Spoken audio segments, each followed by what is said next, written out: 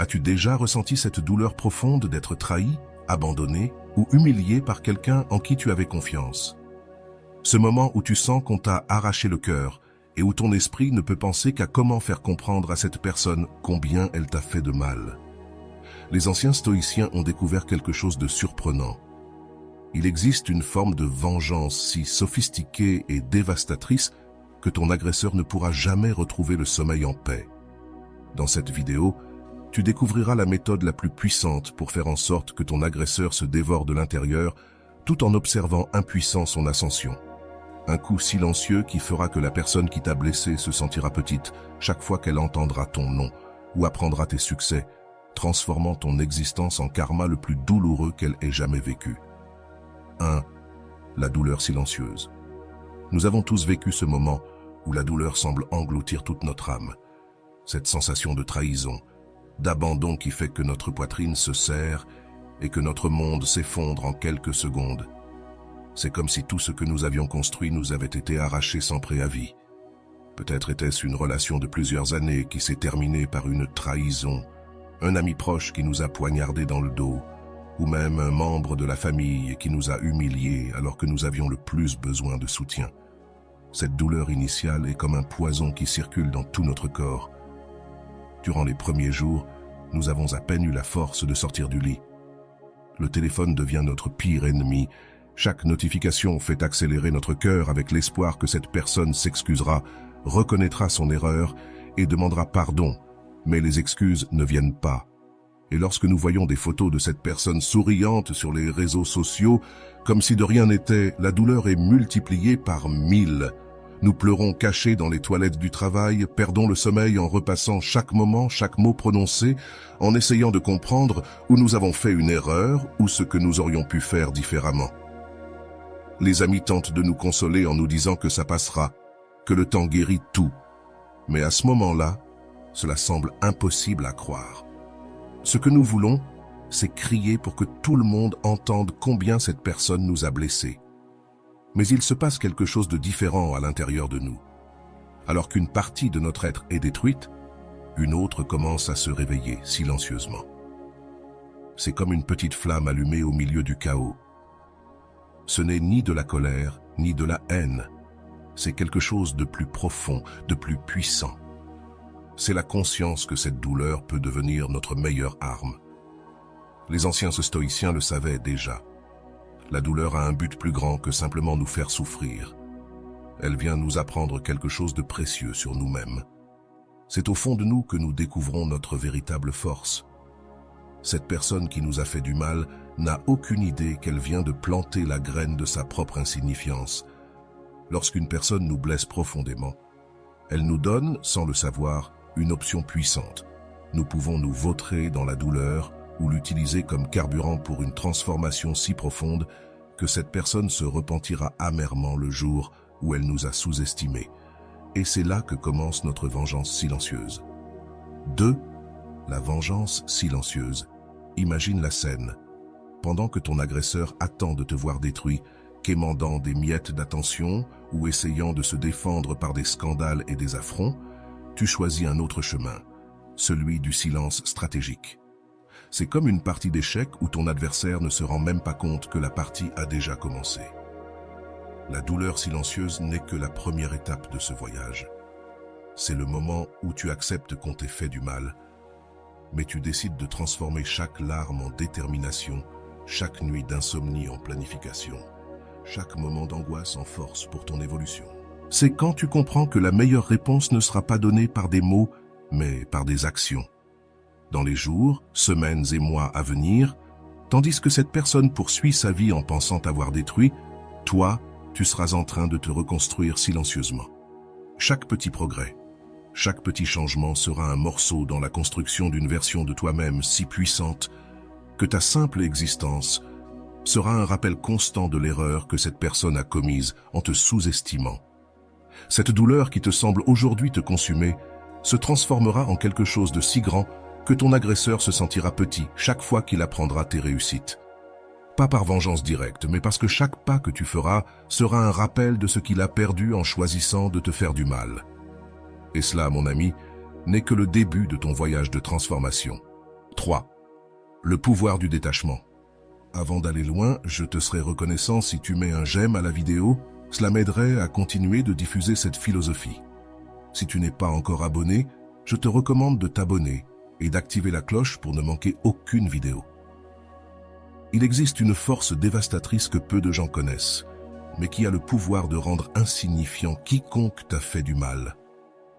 Le véritable détachement n'est pas ce détachement forcé, celui où l'on fait semblant de ne pas s'en soucier tout en vérifiant WhatsApp toutes les 5 minutes. Nous parlons de quelque chose de beaucoup plus profond et puissant. Pense à toutes les fois où tu as été accroché à ton téléphone en attendant un message qui ne venait pas, ou lorsque tu as épié les réseaux sociaux de cette personne pendant des heures, à la recherche de signes de repentir. Peut-être as-tu même envoyé des indices dans tes stories, publié des photos stratégiques ou créé des situations pour donner l'impression que tu allais très bien. Tout cela a l'effet inverse. Cela montre que tu es encore émotionnellement attaché à la personne qui t'a blessé. Le véritable pouvoir du détachement commence lorsque tu comprends une vérité fondamentale. Plus tu essaies de prouver que ça va, plus tu montres que ça te touche encore. C'est comme essayer de retenir de l'eau avec les mains. Plus tu forces, plus ça glisse entre tes doigts. Le véritable détachement, c'est quand tu laisses simplement partir, non pas par stratégie, mais par une compréhension profonde que ton énergie est trop précieuse pour être gaspillée. Imagine une personne qui t'a trahi, humilié ou abandonné. Elle espère t'avoir dévasté, quémandant de l'attention, envoyant des messages, créant du drame. Mais que se passerait-il si au lieu de cela, tu disparaissais simplement? Pas de manière dramatique, en annonçant ton départ, mais silencieusement, comme si tu fermais une porte sans bruit. Le véritable détachement, c'est quand tu arrêtes de créer des attentes vis-à-vis de cette personne, quand tu arrêtes d'attendre des excuses, des explications ou une quelconque reconnaissance. C'est quand tu comprends que rien de ce que cette personne fera ou dira ne changera ce qui s'est passé, et plus important encore, cela ne définit ni qui tu es, ni qui tu seras. Si tu es arrivé jusqu'ici, écris-le dans les commentaires. Transformation. Beaucoup de gens confondent détachement et indifférence feinte. Ils publient des photos en souriant de manière forcée. Ils s'efforcent de montrer qu'ils vont super bien et qu'ils s'en moquent complètement. Mais le véritable détachement est silencieux. C'est à ce moment-là que tu n'as plus besoin de prouver quoi que ce soit à personne, que ton bonheur ne dépend plus de la reconnaissance ou des regrets de celui qui t'a blessé. C'est incroyable de voir à quel point cela affecte ceux qui t'ont fait du mal. Lorsque tu laisses vraiment partir, cette personne perd tout pouvoir sur toi. Il n'y a plus de moyen de te frapper, car tu n'es plus là émotionnellement. C'est comme essayer de frapper une ombre. Il n'y a nulle part où frapper, et cela devient désespérant pour ceux qui sont habitués à avoir un contrôle émotionnel sur les autres. Le véritable détachement se manifeste dans les petites choses. C'est quand tu arrêtes de créer des histoires dans ta tête sur leurs motifs, quand tu arrêtes de planifier ce que tu diras si tu les rencontres, quand ton cœur ne s'accélère plus en voyant une photo ou en entendant le nom de cette personne, non parce que tu te forces à le faire, mais parce que naturellement ton énergie est dirigée ailleurs. Il existe une loi universelle que peu de gens connaissent. Plus tu te sépares vraiment de quelqu'un, plus cette personne se sent attirée. Non par un amour sincère ou des regrets, mais par un ego blessé. C'est comme si tu lui avais retiré tout l'oxygène qui alimentait son pouvoir sur toi. Et il n'y a rien de plus perturbant pour un agresseur que de perdre son pouvoir sur sa victime. Le pouvoir du détachement est si fort que bien souvent la personne qui t'a blessé tentera de revenir dans ta vie, non parce qu'elle a changé ou s'est sincèrement repentie, mais parce qu'elle ne peut pas supporter l'idée d'avoir perdu le contrôle sur toi. Et c'est là que réside la partie la plus puissante. Quand cela arrivera, tu seras déjà tellement distante émotionnellement que ton indifférence sera naturelle et dévastatrice. Sois ta meilleure version. Si quelque chose déstabilise complètement un agresseur, c'est de voir sa victime se transformer en quelqu'un de bien meilleur. Après la douleur, il ne s'agit pas seulement d'un changement superficiel, comme changer de coiffure ou acheter de nouveaux vêtements. Nous parlons ici d'une métamorphose si profonde qu'elle pousse la personne qui t'a blessé à remettre en question toutes ses décisions. Pense à toutes les fois où tu t'es rabaissé dans cette relation, au moment où tu as étouffé tes rêves, où tu as mis de côté tes objectifs pour satisfaire l'autre. Peut-être as-tu arrêté de faire du sport, abandonné des projets importants ou éloigné des gens que tu aimais. Maintenant, c'est le moment de tout récupérer, mais de manière encore plus puissante. La transformation commence de l'intérieur vers l'extérieur. C'est là que tu décides que chaque minute passée à pleurer se transformera en 1 heure à la salle de sport, chaque moment de tristesse en énergie pour étudier, travailler ou développer un nouveau talent. Pas par vengeance, mais parce que tu as finalement compris que tu mérites d'être ta priorité numéro 1. Beaucoup de gens essaient de changer juste pour montrer à leur ex ou à ceux qui leur ont fait du mal. C'est une erreur fatale. La vraie transformation se produit lorsque tu choisis de changer pour toi-même, lorsque tu comprends que cette personne qui t'a blessé t'a, sans le vouloir, libéré d'une vie médiocre où tu n'étais pas ta meilleure version. Imagine la scène. Alors que ton agresseur attend de te voir sombrer dans la dépression, tu commences à briller de plus en plus chaque jour. Ton corps change, ta posture s'améliore, ton regard acquiert un éclat différent. Les gens commencent à remarquer quelque chose de différent chez toi. Ce n'est pas seulement un changement physique, c'est une nouvelle énergie qui émane de toi. Ta carrière, qui était stagnante, commence à décoller. Ce projet dont tu as toujours rêvé de réaliser commence à prendre forme. Ton cercle social s'élargit, tu rencontres de nouvelles personnes intéressantes qui ajoutent de la valeur à ta vie. Et le plus important, tout cela se produit naturellement comme une conséquence de ta décision de prioriser ta croissance. Le mieux, c'est que cette transformation a un effet boule de neige. Quand tu commences à prendre soin de toi, ton estime de toi s'améliore. Quand ton estime de toi augmente, tu attires de meilleures opportunités. Lorsque les opportunités arrivent, ton succès augmente et chaque réussite devient comme une petite aiguille plantée dans l'ego de ceux qui t'ont sous-estimé. Les réseaux sociaux et les amis communs commencent à commenter ton changement. Pas parce que tu forces, mais parce qu'il est impossible de ne pas remarquer quelqu'un qui est en constante évolution. Ton agresseur commence à recevoir, sans le vouloir, des nouvelles de tes réussites et chaque information devient un douloureux rappel de ce qu'il a perdu. Il y a une satisfaction unique, à savoir que la personne qui a essayé de te diminuer te regarde maintenant, impuissante, montée. Pas parce que tu lui lances ça à la figure, mais parce que ton évolution est si naturelle et authentique qu'il devient impossible de l'ignorer. C'est comme si l'univers conspirait pour que ta transformation soit remarquée par ceux qui t'ont blessé. Le plus intéressant, c'est que plus tu te concentres sur toi-même, moins l'opinion de cette personne compte. Ta bonheur ne dépend plus de sa reconnaissance, ses réalisations n'ont plus besoin de validation extérieure. Tu deviens émotionnellement autosuffisante et c'est peut-être la plus grande transformation de toutes. Il existe un ancien art japonais appelé kintsugi, où les peaux brisées sont reconstituées avec de l'or, ce qui les rend encore plus précieux une fois réparés. C'est exactement ce qui se passe lorsque nous décidons de transformer nos blessures émotionnelles en marques de pouvoir. Chaque cicatrice de trahison, d'abandon ou d'humiliation peut devenir un brillant rappel de notre capacité à surmonter. Tous ceux qui ont été blessés un jour portent des cicatrices. La différence réside dans ce que l'on fait avec elles. Certaines personnes choisissent de cacher leurs blessures, d'autres les utilisent comme excuse pour ne pas essayer à nouveau. Mais il existe un groupe spécial de personnes qui apprennent à faire briller leurs cicatrices tellement qu'elles éclipsent ceux qui les ont causées. Pense à cette cicatrice émotionnelle que tu portes, à cette douleur qui t'a fait pleurer chaque nuit, qui t'a fait douter de ta valeur. Maintenant, imagine transformer cette douleur en ta plus grande force. C'est comme prendre toute cette souffrance et la transformer en une lumière qui éclaire ton chemin, éblouissant ceux qui ont essayé de te détruire. Quand quelqu'un essaie de nous diminuer, il se concentre généralement sur nos insécurités. Peut-être t'ont-ils appelé faible, insuffisante, incapable.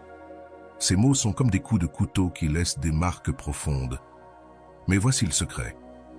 Quand tu acceptes tes cicatrices et que tu apprends d'elles, elles se transforment en ta plus forte armure. Les cicatrices qui brillent sont celles qui racontent des histoires de surpassement.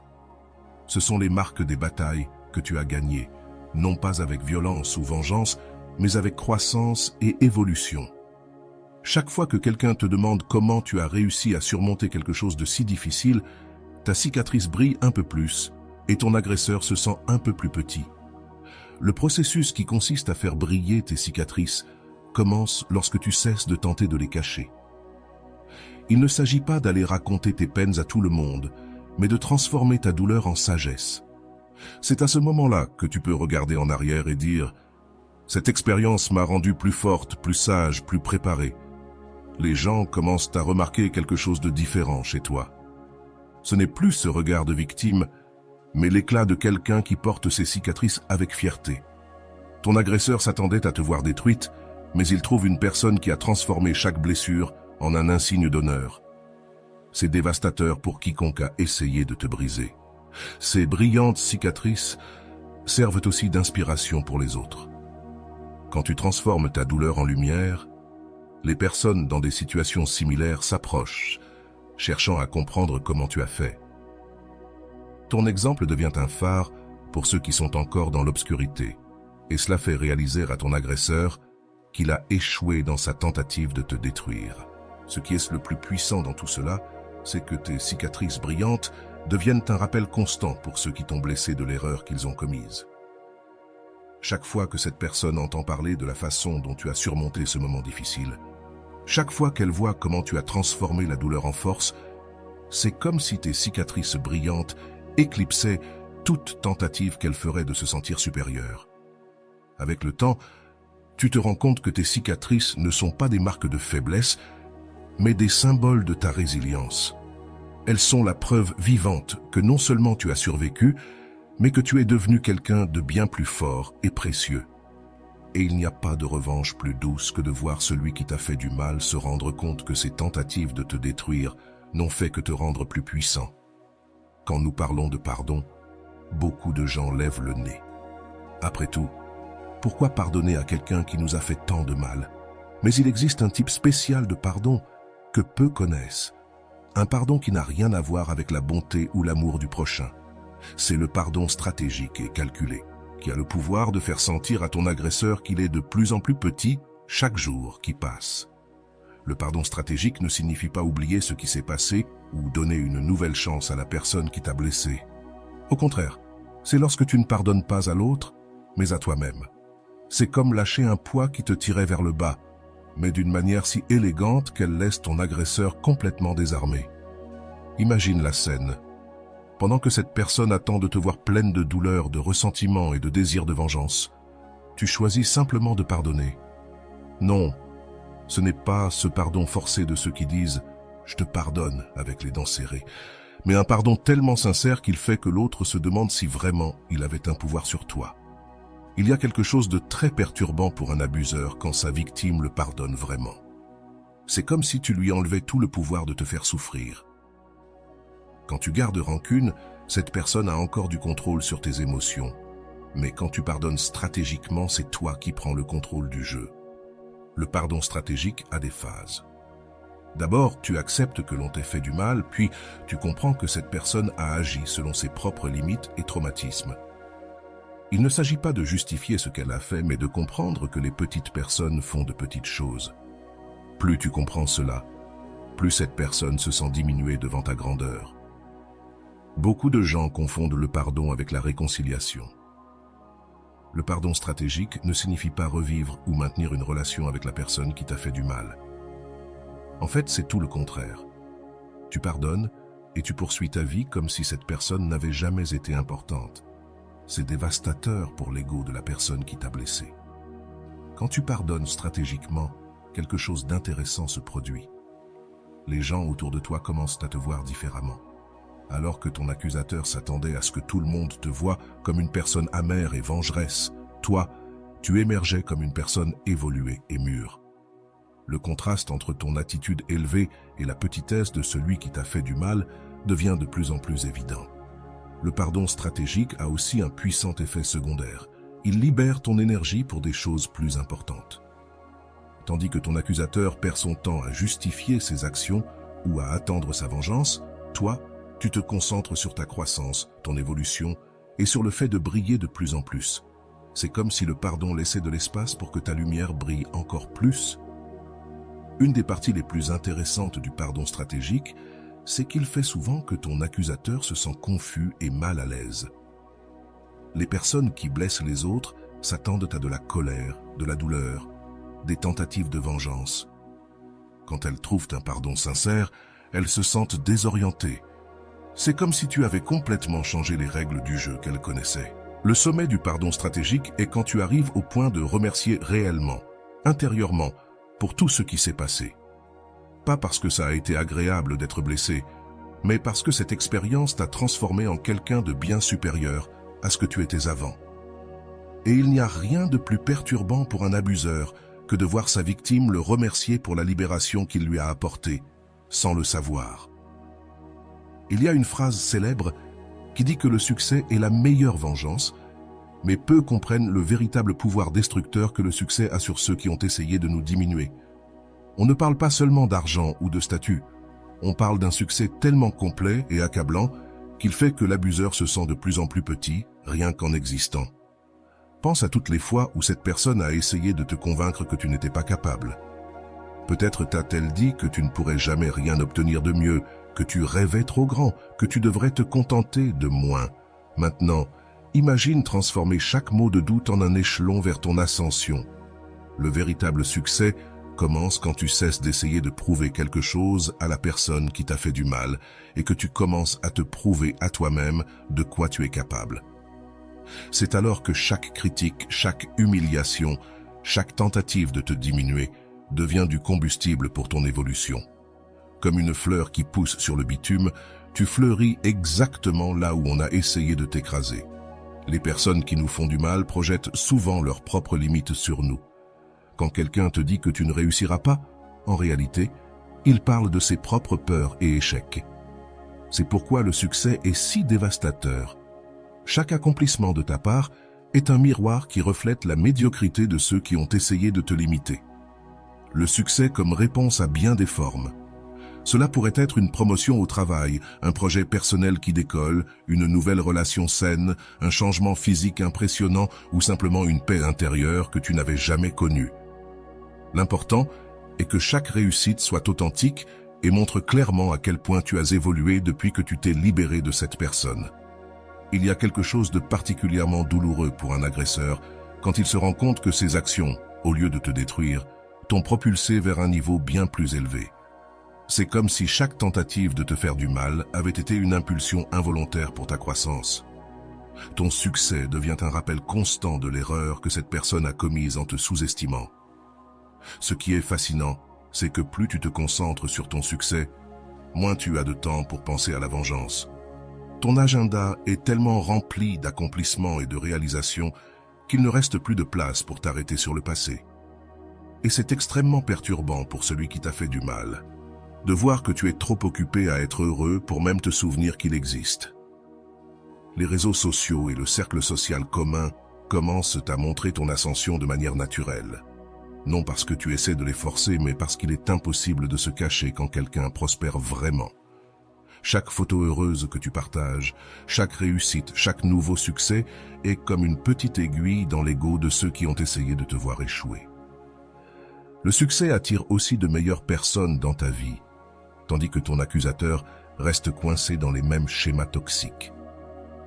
Toi, tu construis des relations saines, tu rencontres des personnes qui te valorisent et tu crées des connexions authentiques. Le contraste entre ta nouvelle vie et l'environnement limité de celui qui t'a fait du mal devient de plus en plus évident.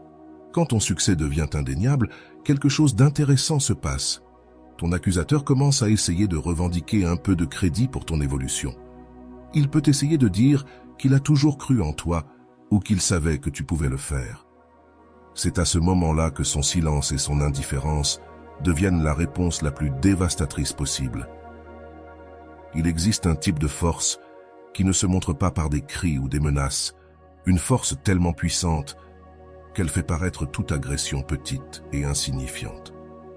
C'est la véritable force intérieure, celle qui naît précisément dans les moments où on a essayé de te briser, mais sans le savoir, ils t'ont rendu indestructible.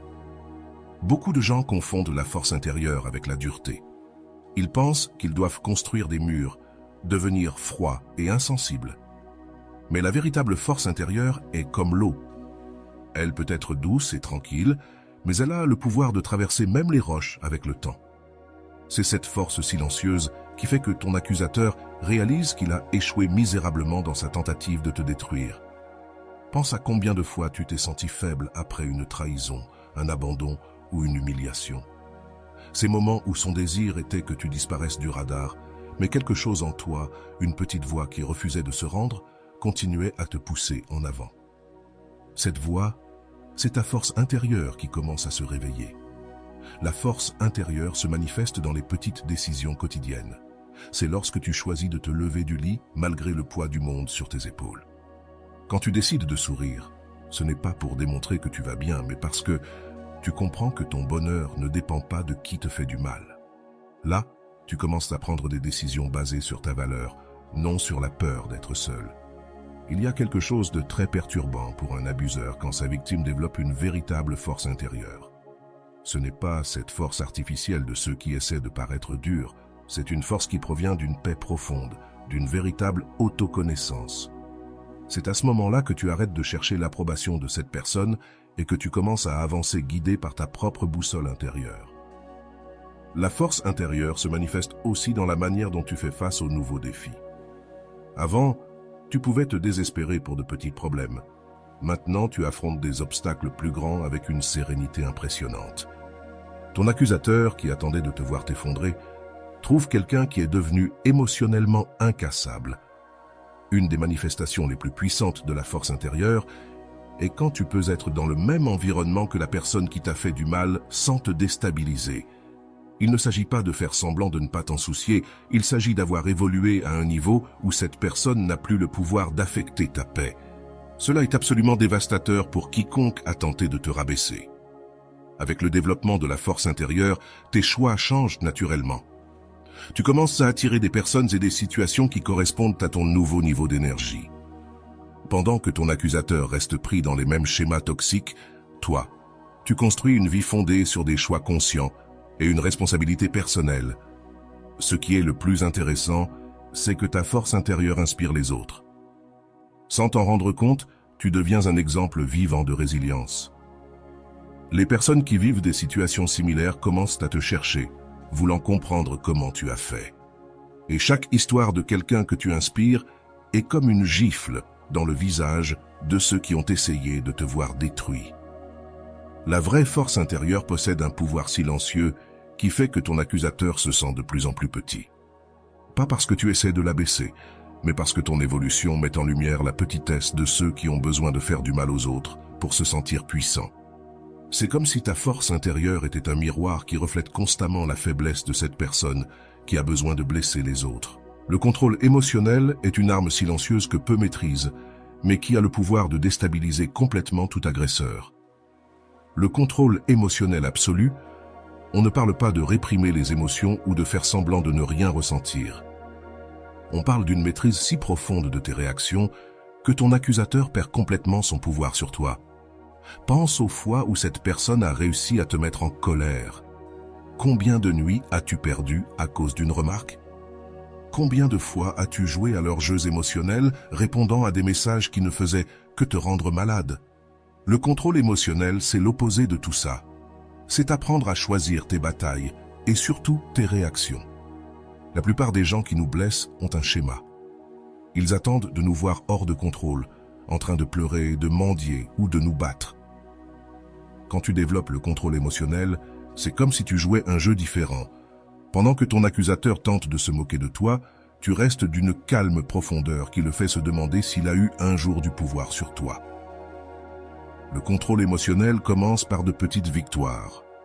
C'est quand tu vois un message indirect sur les réseaux sociaux et au lieu de répondre, tu souris simplement et tu continues ta journée. C'est alors que tu rencontres cette personne par hasard et au lieu de montrer du stress, tu agis comme si c'était un inconnu dans la rue. Chaque petit moment de contrôle est une défaite pour ceux qui essaient de te déstabiliser. Il y a quelque chose de particulièrement perturbant pour un abuseur quand sa victime montre un contrôle émotionnel absolu. C'est comme si toutes les armes qu'il a utilisées contre toi perdaient leur effet. Les moqueries qui te faisaient rester éveillé la nuit semblent maintenant comme des tentatives pathétiques d'attirer l'attention. Les jeux émotionnels qui te touchent deviennent si évidents qu'ils sont prévisibles. Si tu es arrivé jusqu'ici, écris-le dans les commentaires. transformation. Le contrôle émotionnel se manifeste aussi dans la manière dont tu communiques. Tes mots deviennent plus mesurés, tes réponses plus calculées. Non par froideur, mais par sagesse. Quand tu as besoin d'interagir avec la personne qui t'a fait du mal, tu le fais avec une tranquillité si authentique qu'elle laisse cette personne complètement désemparée. L'un des aspects les plus puissants du contrôle émotionnel est qu'il te permet de voir clairement les jeux et manipulations qui t'affectaient autrefois. C'est comme si tu avais développé un radar pour détecter les tactiques toxiques. Pendant que ton accusateur tente de répéter les mêmes stratégies, toi, tu es 2 pas en avance, complètement immunisé contre ces tentatives de manipulation. Les gens autour de toi commencent à remarquer ce changement.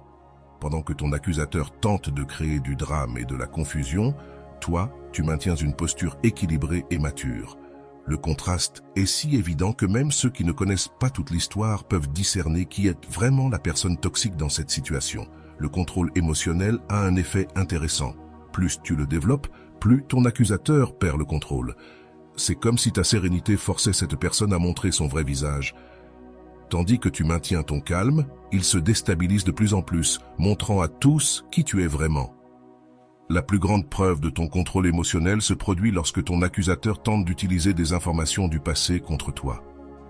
Ces histoires qui te faisaient pleurer, ces secrets qui te rendaient vulnérable, n'ont désormais plus aucun pouvoir. Tu as développé une telle force intérieure que ton passé fait maintenant partie de ton histoire de résilience. Il existe une liberté dévastatrice que peu découvrent après avoir été blessés, la vie sans ancrages émotionnels. C'est à ce moment-là que tu comprends enfin que toutes ces chaînes qui te liaient à la personne qui t'a fait du mal étaient en réalité tes choix. Et maintenant, tu choisis d'être libre d'une manière si totale que ton abuseur se rend compte qu'il a perdu tout pouvoir sur toi. Beaucoup de gens passent des années enfermés dans les mêmes histoires douloureuses, les mêmes relations toxiques, les mêmes excuses pour ne pas changer. Ce sont comme des ancres lourdes qui empêchent une personne de naviguer vers des eaux plus profondes et plus libres. Mais il y a un moment magique où tu choisis de lâcher toutes ces ancres en même temps. Pense à toutes les fois où tu t'es limité à cause de cette personne. Combien d'opportunités as-tu perdues? Combien de rêves as-tu mis de côté?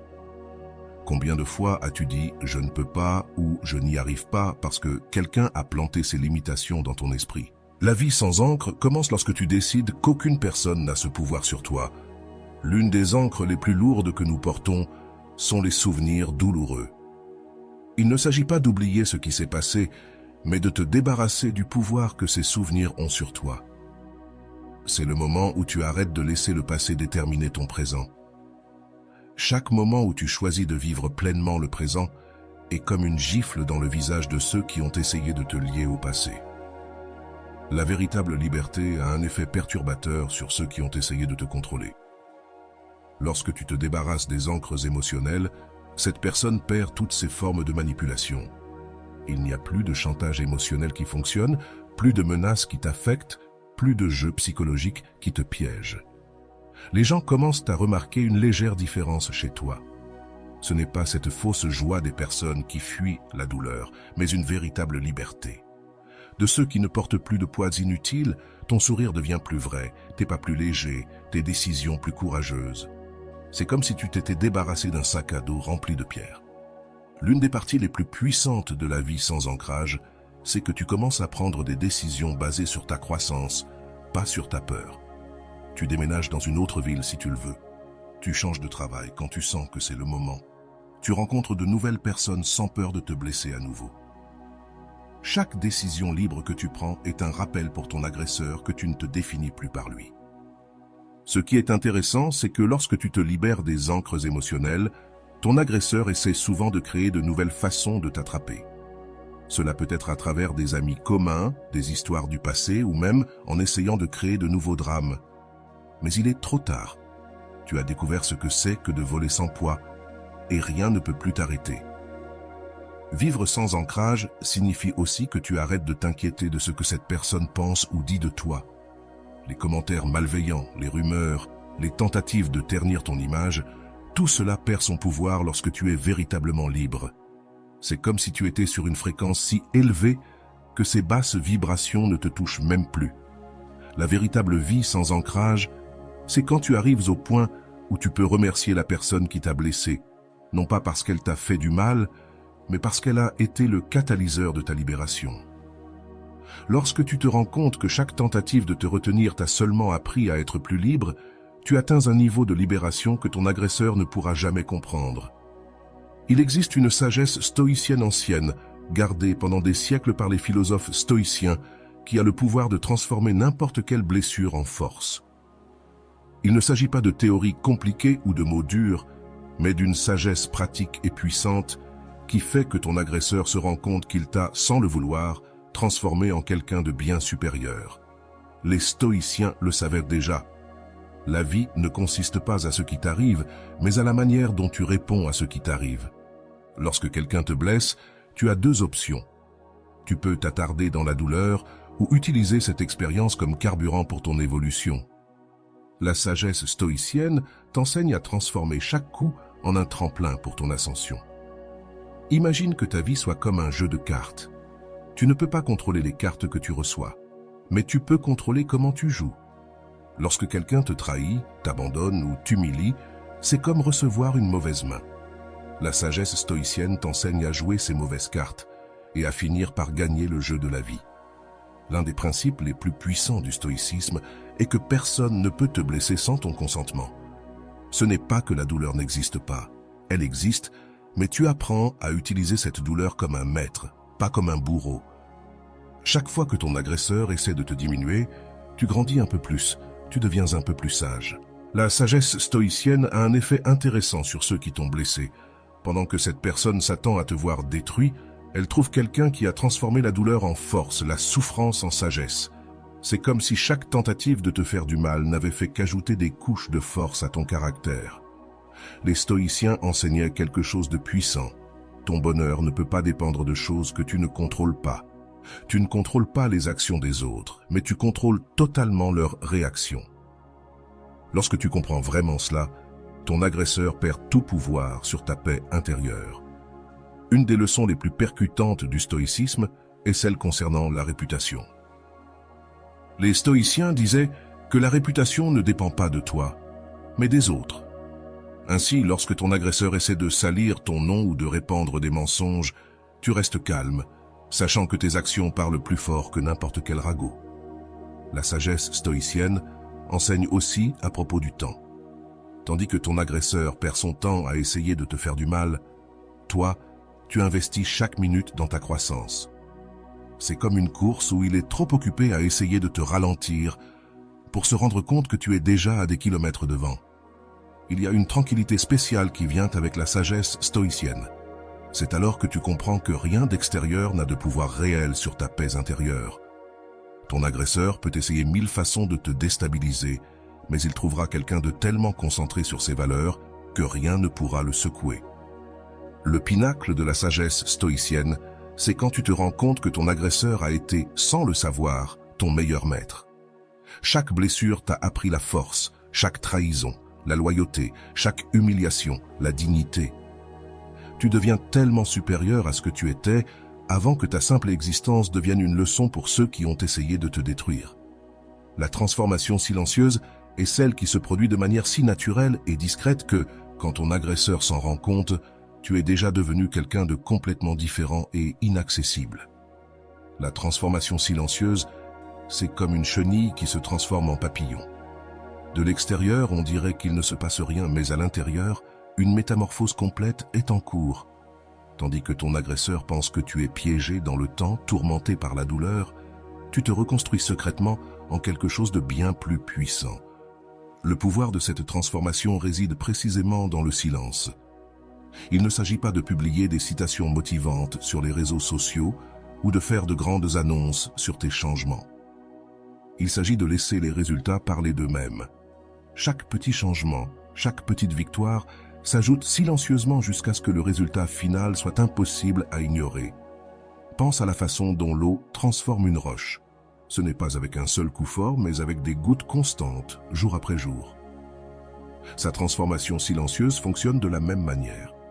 Chaque jour où tu choisis de grandir au lieu de te venger, chaque moment où tu investis en toi plutôt que de nourrir le ressentiment est une goutte qui, avec le temps, transformera complètement ta réalité. Ce qui est intéressant avec la transformation silencieuse, c'est qu'elle surprend totalement ton agresseur. Tandis qu'il s'attend à te voir réagir, lutter ou essayer de prouver quelque chose, tu construis silencieusement une version tellement supérieure de toi-même que, lorsqu'il se rendra compte de ce qui se passe, il sera trop tard pour essayer de te diminuer. Cette transformation se produit en plusieurs couches. Sa façon de parler change subtilement. Sa posture devient plus assurée. Son regard gagne en éclat. Ce sont des changements si graduels que ceux qui te voient tous les jours ne les remarquent à peine. Mais quand quelqu'un te retrouve après des mois, l'impact est écrasant. L'un des aspects les plus puissants de la transformation silencieuse est qu'elle se produit de l'intérieur vers l'extérieur. Il ne s'agit pas de changements superficiels, mais d'une révolution intérieure si profonde qu'elle se manifeste dans tous les aspects de ta vie. Ton agresseur peut essayer de copier tes changements externes, mais il ne pourra jamais répliquer ton évolution intérieure. Les personnes autour de toi commencent à remarquer quelque chose de différent, même sans pouvoir expliquer exactement ce que c'est. C'est comme si tu émettais une nouvelle énergie, une présence plus forte. Ton agresseur, qui s'attendait à te voir avec des cicatrices visibles, trouve quelqu'un qui a transformé chaque blessure en une source secrète de pouvoir. La transformation silencieuse a aussi un effet intéressant sur ton cercle social. Sans faire de bruit, tu commences naturellement à attirer des personnes qui vibrent sur ta nouvelle fréquence et à t'éloigner de ceux qui sont encore piégés dans des schémas toxiques. Ton agresseur se sent impuissant, non seulement parce qu'il perd son pouvoir sur toi, mais aussi parce qu'il perd sa place dans ton monde.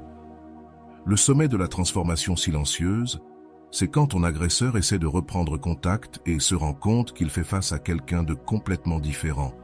Non pas parce que tu fais semblant ou essaie de prouver quelque chose, mais parce que tu es devenu une personne qu'il ne peut plus manipuler ni blesser.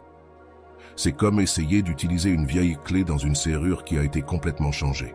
Et voilà, j'espère que vous avez trouvé beaucoup de valeur dans cette vidéo. Merci d'être resté jusqu'à la fin de cette vidéo, j'adore quand vous faites ça. Si vous en voulez plus, vous pouvez écrire en commentaire « J'en veux encore plus ». J'espère vous revoir dans une autre vidéo.